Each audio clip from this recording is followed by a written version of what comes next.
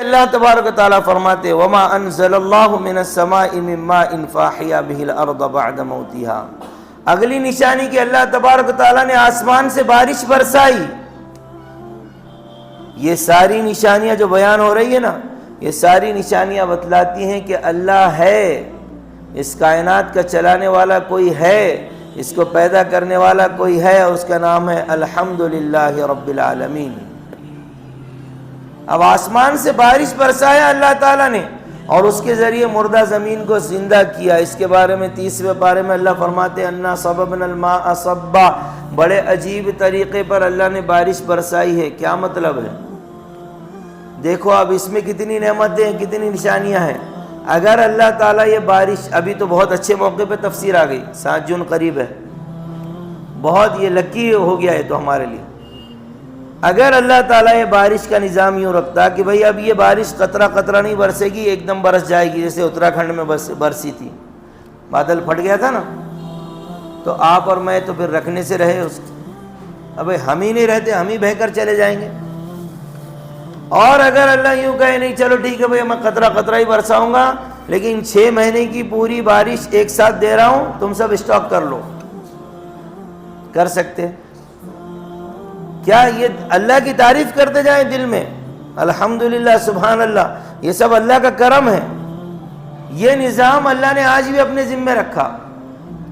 کہیں دریا کی شکل میں سیف ہے، کہیں ندی کی شکل میں محفوظ ہے، کہیں تالاب کی شکل میں محفوظ ہے، کہیں حوض کی شکل میں محفوظ ہے، کہیں ندی نالوں کی شکل میں محفوظ ہے، کہیں پہاڑ کے اوپر برف کی شکل میں محفوظ ہے. اور زیادہ دھوپ پڑ گئی ہے تو زمین کے اندر اللہ تعالیٰ نے پانی کو پہنچا دیا، اور زمین کی رگوں میں اور نسوں کے اندر اللہ تعالیٰ نے پانی کو محفوظ کر دیا. اب اللہ اپنی طاقت بتلاتا ہے اسکناہ فی الارض، ہم نے زمین میں اس کو رکھا ہے.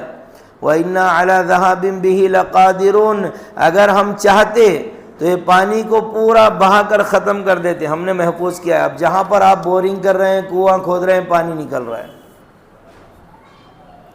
اور بھی اس میں قدرت ہے.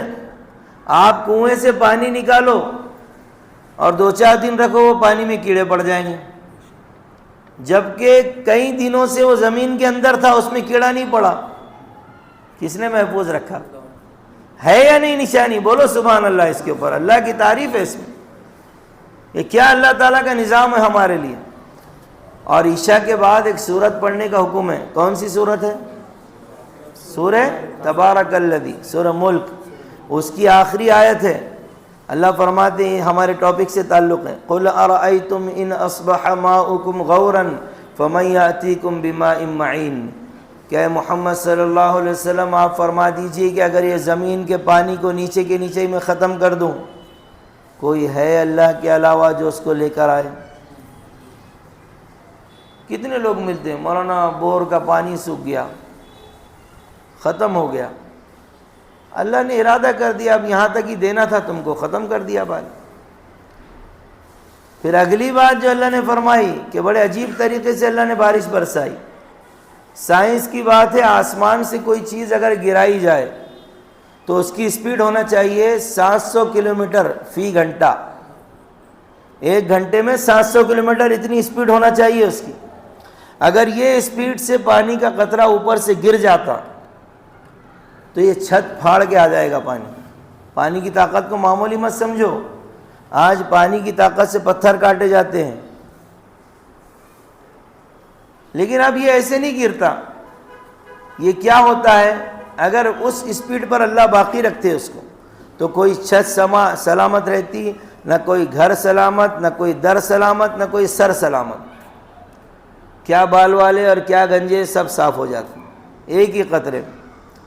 لیکن اب اللہ کا نظام دیکھ، اللہ نے فرمایا میں نے عجیب طریقے سے بارش برسائی تو یہ بارش کے قطرے آپس میں ٹکراتے ہیں، آسمان سے نکلے پھر آپس میں ٹکراتے ہیں، تو گرتے گرتے گرتے یہ 700 کلومیٹر فی گھنٹہ کی رفتار زمین پر جب آتی ہے تو یہ 2-4 کلومیٹر فی گھنٹہ رہ جاتی ہے.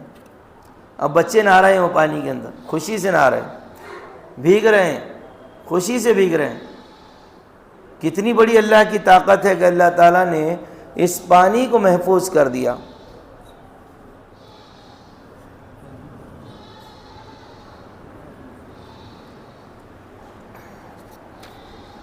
اتنے عجیب طریقے سے بارش برسایا، یہ اللہ کا کمال ہے۔